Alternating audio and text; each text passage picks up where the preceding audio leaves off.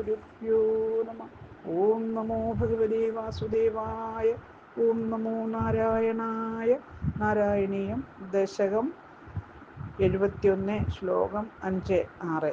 പീതാംബരം കരവിരാജിത ശംഖചക്രകൗമോദഗീ സരസിജം കരുണാസമുദ്രം രാധാസഹായമതിസുന്ദരമന്ദഹാസം വാദാലേശമനിശം ഹൃദി ഭാവയാമി.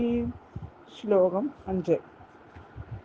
തുംവാഗദണ്ഡേ കൃതധീച്ചവാഹ ദണ്ഡം നദാത്തസ്യ മുഖേ തദാനീം തദ്വൃദ്ധരുദ്ധാ ശ്വസനോ ഗദാസു സപ്തീഭവന്നപ്യ ഐക്യമാകാൻ. അന്വയം അർത്ഥം. തും അങ്ങ്, വാഗദണ്ഡേ അശ്വത്തെ ദണ്ഡിക്കുന്നതിൽ കൊല്ലുന്നതിൽ, കൃതദീച്ഛ നിശ്ചയിച്ചവനെങ്കിലും, തസ്യ അവൻ്റെ, മുഖേ മുഖത്തിൽ, വാഹാദണ്ഡം ബാഹുദണ്ഡത്തെ, നഥ വച്ചു, സപ്തീഭവൻ അഭി കതിരായി തീർന്നവനെങ്കിലും, അയം ഈ കേശി, തദാനീം അപ്പോൾ, തത്വൃത്തരുദ്ധ ശ്വസന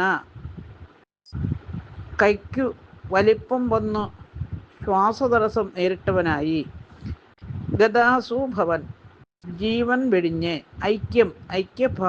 ഐക്യഭാവത്തെ ആഘാത് പ്രാപിച്ചു. അരിവു. സാരം: കേശിയെ വധിക്കാൻ കൃഷ്ണൻ തീരുമാനിച്ചു. അവൻ വായും തുറന്ന് കൃഷ്ണന്റെ നേരെ ചാടി വന്നു. ഭഗവാൻ കൈ വായിൽ കടത്തി കൈ പെരുപ്പിച്ചപ്പോൾ അവൻ ശ്വാസം മുട്ടി ഭഗവാനുമായി ഏകത്വത്തെ പ്രാപിച്ചു. ഹരി ഓം. ഓം ഗുരുഭ്യോ നമ. ഓം നമോ ഭഗവതേ വാസുദേവായ. ഓം നമോ നാരായണായ. ശ്ലോകം 6. ആലംബമാത്രേണ പശോസുരാണാം പ്രസാദകേ നൂത്ന ഇവാശ്വമേധേ കൃതേ ത്വയാകർഷ വശാസുരേന്ദ്രാഃ ത്വാം തുഷ്ടുവു കേശവ നാമധേയം. അന്വയം അർത്ഥം.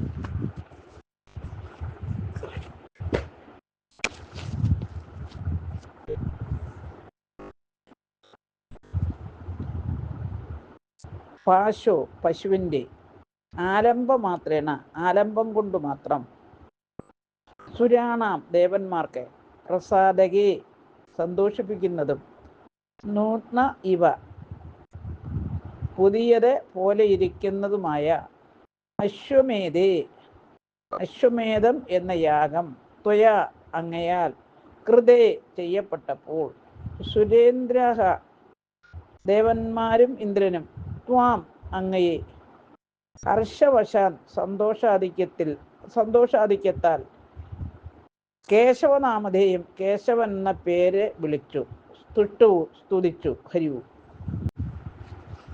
സാരം: അശ്വമേധത്തിൽ പശുഹിംസ നടത്തിയാലും അതിനെ യജ്ഞത്തിന് ഉപയോഗിച്ചാലേ ദേവന്മാർക്കു പ്രീതിയാകുകയുള്ളൂ. ഇവിടെ പശുവിനെ വധിച്ച ഉടനെ തന്നെ ദേവന്മാർക്ക് സന്തോഷമുണ്ടായി.